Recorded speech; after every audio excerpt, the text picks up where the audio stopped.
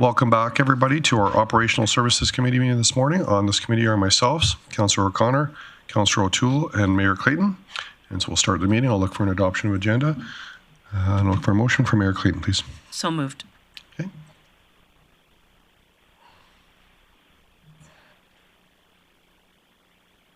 Councillor O'Connor, how do you vote?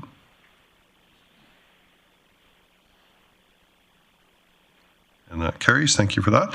We have no delegations, so we'll just go into our reports, and I'll start with our service area update to Chief Clavin, please. Thanks, Chair Palat. We'll start off in engineering and transportation. We've recently posted a request for quotations for our aggregate crushing program. So this is all of our salvage concrete and asphalt from our road and sidewalk programs that go into that. We use that for other projects after it's crushed.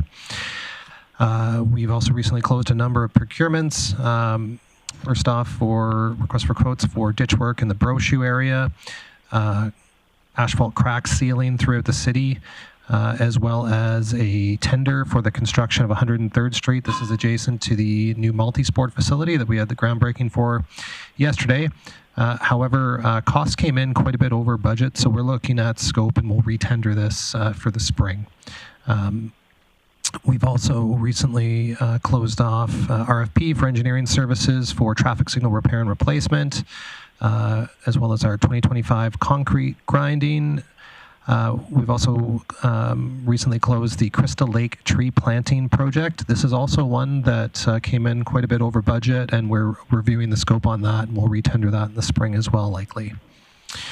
And finally, we had the request for quotes for Bear Paw driving range decommissioning come in almost exactly on budget. So that will go forward.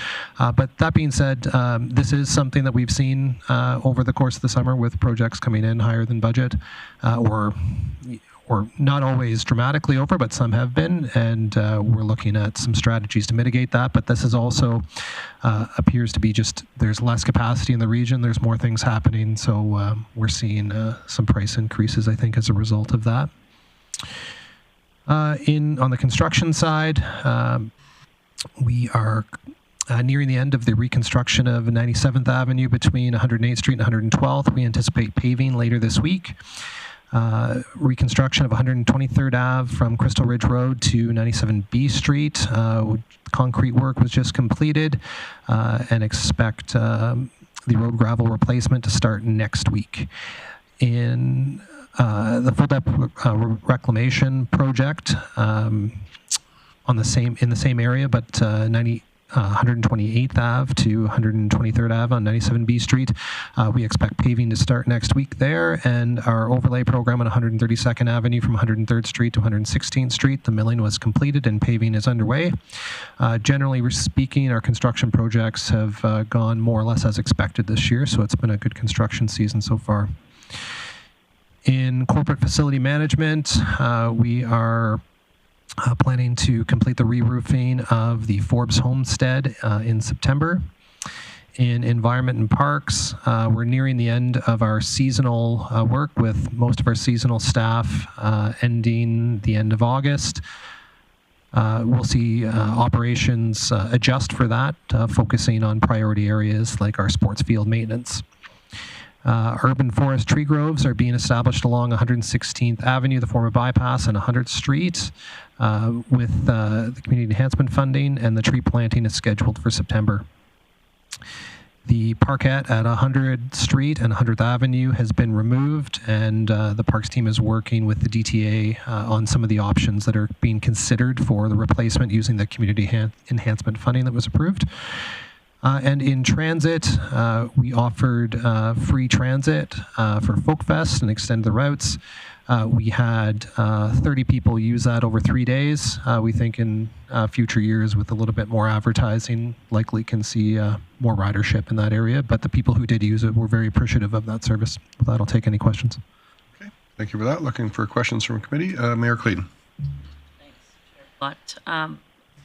Chief Clavin, I'm asking the questions based on an email that I received from a resident. The work that's being done on Resources Road, south of the bottling depot, that's impacting the residents to the west side. Any update on that? They were led to believe that the berm was being naturalized. They believe that the work that's being done there isn't naturalization work, it's infrastructure work, and they're wondering how that's impacting the 3-year naturalization plan. Do you have any information that you can give me that I can share with this resident? Sure. Thanks, Chair Palat. So the work that's being done there is associated with the development that is being done by Form Properties east of Resources Road for their utility tie-ins. I believe storm and sanitary work that's being done there that is not being done as part of the naturalization project. It's just the only way that they can service that site is by connecting across the road. So it will be re-landscaped. We will be bringing forward a naturalization wrap-up report this fall after the growing season, so that will come to the new council, where that council can make a decision on the pilot or the status of the pilot for naturalization. Either that would continue and we would re-landscape it in a naturalized fashion, or we would resume previous level of service, which was cutting. Okay, thank you.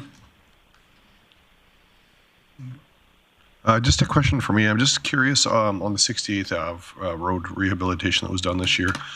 Just wondering when we do those road rehabilitations like that, what considerations put into expansions of intersections? I know the intersection at 68th that would go between O'Brien and I guess Pinnacle is very congested. There's no turning lanes on that. And so we just did this beautiful overlay, but nothing was done to enhance the intersection. So just wondering when we're considering those projects. My fear now is that we're going to look at doing that a year or two down. We're going to remobilize all that equipment to enhance that intersection. I'm just wondering what the process is, or how council would maybe be more involved on that to look at maybe piggybacking some of those projects together in the future. Yeah, thanks, Chair Palat. So administration does take a look at whether or not it's warranted to do an expansion. So in that area, at some point, that will be a twinned road going all the way to 116th Street. The current volumes didn't hit a trigger for that. Now, I believe that was an overlay in that area as opposed to a full reconstruction, but I also believe that, if I recall correctly, that is more or less in its future alignment. But I'd have to discuss that with engineering, which all that would mean is that we likely wouldn't have to we wouldn't be losing very much of the infrastructure in the future to twin that. There is, however, a section of land that still needs to be procured in order to twin that road. But as of when we made the decision to do that overlay, there wasn't currently the amount of traffic that warranted the twinning of that section of road yet. And I can appreciate maybe we're trying to hit our certain modeling. This reminds me very close to Countryside North and 92nd Street. It was like years of trying to get that area improved and doubled. Immediately when we seen that happen, there was a huge impact to that community as far as congestion in there. So I can appreciate we're trying to hit triggers. I'm just wondering if there's a mechanism in the future when those overlays are happening on a major road like that that we're probably getting close to it. If there's a separate conversation that could maybe be had with council, that would we want to expedite some of those areas, because it's we close the road down, do construction. A year later, maybe we hit the numbers and we close the road down to do construction again. And I guess when our roads are fairly congested in Grande Prairie now, just to not see us do multiple projects on the same road over a 2 to 3 year window. So just more of a conversation for admin, maybe to just think about in the future when we're doing these major projects like that on roads that are overlays, on intersections that are probably close to hitting those triggers. Maybe it's something that we can have, and council could decide not to advance a secondary project with that. But I guess in that one, it seems to me like that area probably should have been done like 92nd Street years before administration fails it. We've had these conversations with other things, whether it's actually safe or not safe, there's perceived in our community. And I think right now the perception in that area of the city is that we need to upgrade that intersection. So whether the numbers show that or not, just more of a comment for administration for future thoughts when we're doing road improvements and overlays in those areas. But thanks, I appreciate you hearing me out on that. Seeing no other comments for your service area update, I'll just ask you to introduce the next item on the agenda, please, Chief Clavin. Thanks, Chair Plott.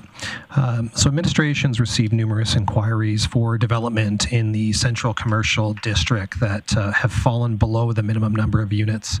So as per committee's direction, we've brought forward amendments for consideration that provide new opportunities for residential development in the downtown. With that, I'm going to pass it over to Ms. Patel. Sorry. Thank you. This report focuses on residential uses within the CC district. There are only two types of residential uses allowed in the central commercial district: apartment buildings and mixed-use apartment buildings. The land use bylaw currently requires apartment buildings to have a minimum of 24 units.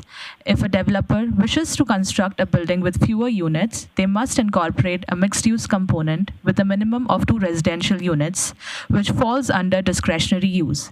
There is no existing provision in the CC district that allows for smaller residential development without requiring the mixed-use component.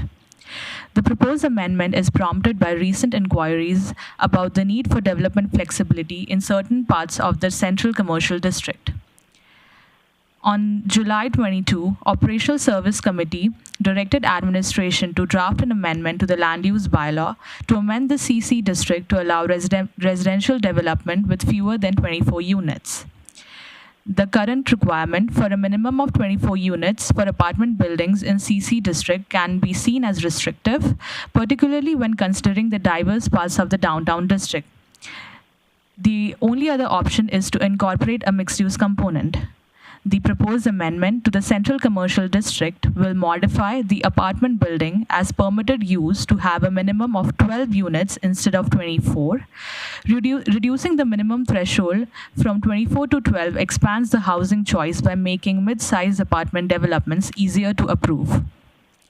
The proposed amendment will also add multi-attached dwelling and apartment buildings up to 11 units as discretionary uses. Please note, multi-attached dwelling by definition in the land use bylaw must have a minimum of 3 units.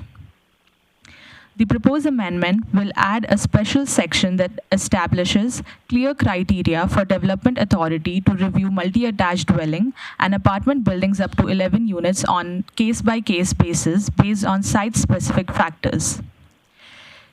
Classifying the use as discretionary allows the development authority to ensure its appropriateness and prevent unsuitable applications. Special criteria to evaluate multi-attached dwelling and apartment buildings up to 11 units include the proximity of the proposed development to the core and fringe areas of the CC district. Apartment buildings up to 11 units and multi-attached dwellings are prohibited on lots fronting 100 Avenue between 102 Street and 98th Street. Introducing the site standards for smaller apartment buildings to ensure that the developments are appropriately scaled and compatible with the surrounding areas. Promoting active pedestrian-friendly facades and discouraging blank walls to enhance the public realm. Encouraging design features such as architectural elements, quality materials, and overall site planning considerations to create visually appealing, high-quality developments. The proposed amendment has been circulated to internal departments and external agencies, including the Downtown Association and the UDI Grande Prairie, and no concerns were received. Public notification will be undertaken should the administration receive direction to proceed with this land use bylaw amendment. Based on this background and analysis, administration recommends that committee direct administration to bring forward an amendment to the land use bylaw to the council for consideration. Thank you. Thanks for the reports. I'll go to questions for committee, and I'll go to Councillor O'Connor, please. Yes, thank you very much, Ms. Patel, for this report. I think it's been a long time overdue to enhance our downtown. How do you propose that we're going to manage the architectural requirements? And I like that you have that in here, and you want good-looking, friendly spaces that are architecturally right. Do you have any scope, and how strict are you going to be on that?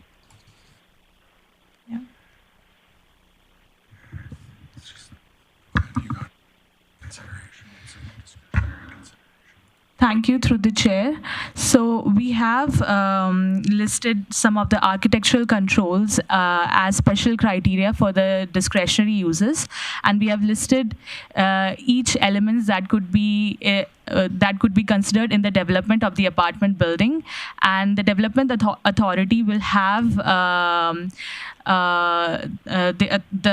authority to the discretion to evaluate those architectural elements of the building structure, and based on that discretion they can approve the development. Okay, thank you. Thanks for that question, Councillor Khan. Just to follow up on that, I guess when I read this, I just want to make it easy for industry on that. When I read it, I hear it saying they may, under the may, it says may, and then it says it shall.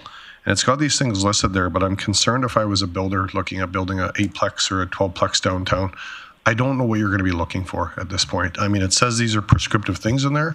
So, you know, you get a proponent goes out and develops a blueprint, comes back, and we say, actually, it doesn't meet our intent. We want these things. So is there a way we can, I hate being prescriptive, so I appreciate that admin's trying to leave this fairly open, but I do worry for industry right now. I don't know how comfortable I would be to put an application in, or a proponent to be put an application when I see that it's mays and shells, and where that would go.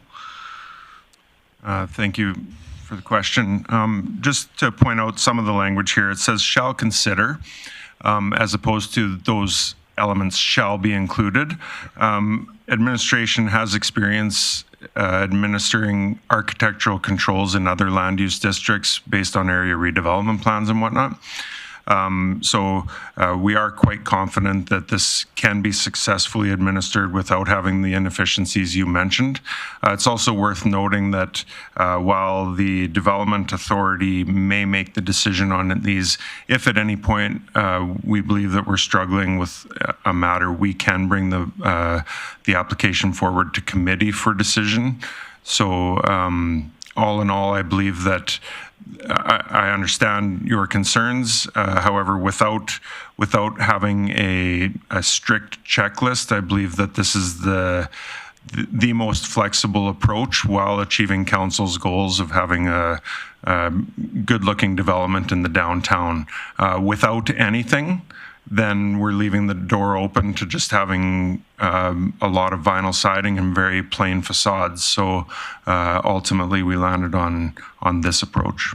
No, and I appreciate leaving flexibility there. It's always hard to find the right saw-off, and so if administration is comfortable that this will meet the intent and that we can work with the development community, then I'm happy with that. I did just want to confirm one other question, just because for the proposed, so if I'm understanding this correctly now, under discretionary units, if somebody was trying to do a 4-plex on one of those areas that they've got a lot already, that would just be a discretionary use under this moving forward? And so yes, you wouldn't need any. Okay, no, I appreciate that. So Mayor Clayton. I just want to clarify, Ms. Patel, the development authority in the CC district for discretionary uses is who? It's the development officer. Okay, and so echoing some of Councillor Palat's concerns, it's really hard to have a really broad list of things, but for example, in the summary of changes under additional regulations and architectural controls, not this term, but previous terms, we had conversations that administration didn't necessarily see architectural quality in certain products that were being used. So you've listed stucco, brick, wood, and stone exterior, but we don't address metal. And so we've had those conversations previous, and I'm curious where the consideration for metal would be in regards to finishing piece. Thank you, Mayor Clayton. Again, the piece, the section referring to says the development authority shall consider the following architectural elements. Yes, it does list stucco, brick, wood, or stone exterior. I know which issues you were referring to in the past, and ultimately this policy as written gives us the flexibility to consider the overall development. So if, for example, the proposed development was a very plain development that didn't incorporate all these other features, and it was using steel facade, then we just consider the overall balance. So it's not excluding certain materials, it's just saying consideration for the overall design. And again, Sorry, does it say, sorry if I could, it doesn't say not excluding shall consider? I guess that's, and understand that current administration understands those potentials, but if changes happen in the future, that we're setting this up for the least amount of confusion for developer. And so it doesn't say, what won't be excluded. It says what shall be considered. So to me, that means other things may not be considered. Do you know what I'm getting at? Yeah, just to echo Mayor Clayton's concerns, when I read that too, if a proponent was coming in and they were thinking of doing a metal structure, right away reading this, I would think that I wouldn't be able to. It doesn't have it in there as one of the areas of consideration. So I just, again, want to make it open for administration, but I think if we're going to do that, then we need to put some more verbiage in there, what's available for options for the proponents. Sure. If it's not limited to, but shall consider, then I think it's more open. Chief Clavin? Yeah, thanks, Chair Palat. I think as Mayor Clayton said, wording something to that effect would likely cover off that concern. And I think that's something we could probably amend before this hits council. And I think cover that off, that it's not deliberately excluding things, but these are the things that we want to see considered as part of the design. So just to clarify, Chief Clavin, would you want council to make a motion with an amendment on this today, or would this be coming back? Like, I think for me, the only thing I'd like to see added is wordage on metal, and that where it says stucco, brick, wood, stone, exterior, or metal. I just process-wise, it would be better now or to come back. Thanks, Chair Palat. I would just encourage the motion to include updated language that reflected the discussion. We won't have to wordsmith it here, but we'll make sure that gets updated before it comes to council next week. Appreciate that. Any other questions for committee or looking for business arising? So I'm happy to make that motion, Okay. Chair Blatt. Mayor Clayton? I move that committee direct administration to look for and to bring forward an amendment to the land use bylaw to council for consideration. I will just add to that motion with changes identified in discussion today. Thank you for that, Mayor Clayton. Let's let Ledge Services get that typed into rescribe.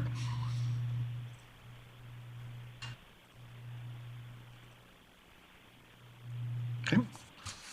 Yeah, looks like that meets our intent. So, oh, sorry, Chief Clavin. Thanks, Chair Plot. This could have waited till after the vote, but I just wanted to just let council know this would hit the next council agenda. The public hearing, if we go and adopt these, we will have to schedule a special council meeting before election. Perfect. To adopt them. Okay, thanks for that update. Seeing no other discussion or hands up, we'll just go into the motion, please.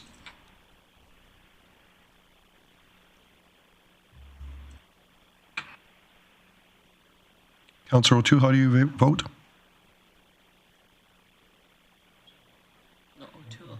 No, he's online. Okay, okay, I don't know if he's responding. He is online, but he might be having issues, so thanks for that. That carries. We'll go to our next item, 4.3, Subdivision Authority, and I'll look to Chief Clavin to introduce again, please. Thanks, Chair Palat. This is a pretty brief one, so I'm just going to attempt to deliver the report, and Mr. Johnson will fill in any gaps if we have questions. But essentially, the Municipal Government Act requires that the city establish a subdivision authority. The city currently has 2 appointees, Ms. Coulter and Ms. Downing. Administration is recommending the appointment of a third just to ensure that we have adequate coverage for subdivision. And so the recommendation being that committee recommend council appoint Donald Say as a subdivision authority officer to exercise subdivision powers, duties, and functions on behalf of the city. With that, we'll take any questions. Okay, thank you for that. Councillor O'Connor. Okay, seeing, no questions, and we'll go straight to business. Okay. I'd like to move committee recommend council appoint Donald Say as a subdivision authority officer to exercise subdivision powers, duties, and functions on behalf of the city. Okay, thanks for the motion. Please vote, everybody.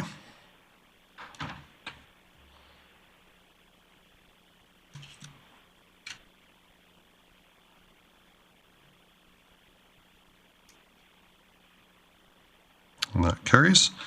We have no correspondence or other business. We'll just come back to our outstanding item list, please, Mr. Chief Clavin. Thank you, Chair Palat. As we covered off 1379 today with the CC district, we can have that. Actually, we'll wait until it passes council. We'll leave that there. And there are 3 items that are on the outstanding items list for Q3 that we hope to have on the next committee meeting, which are 1362, 1363, which cover off amendments to our snow and ice control policy, as well as potential snow pile removal. And item 1380, the engineering costs for 101st Street, we're hoping to have on the next committee. So no changes for today. Okay, appreciate that. Mr. O'Connor? Yes, thank you, Chair Palat. I'd like to move committee receive the August 19th outstanding items list as presented for information. Thank you for that motion.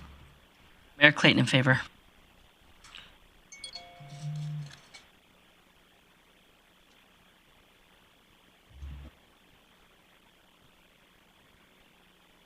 And that carries. And with that, we will adjourn and we'll be back momentarily for our next committee meeting. Thank you.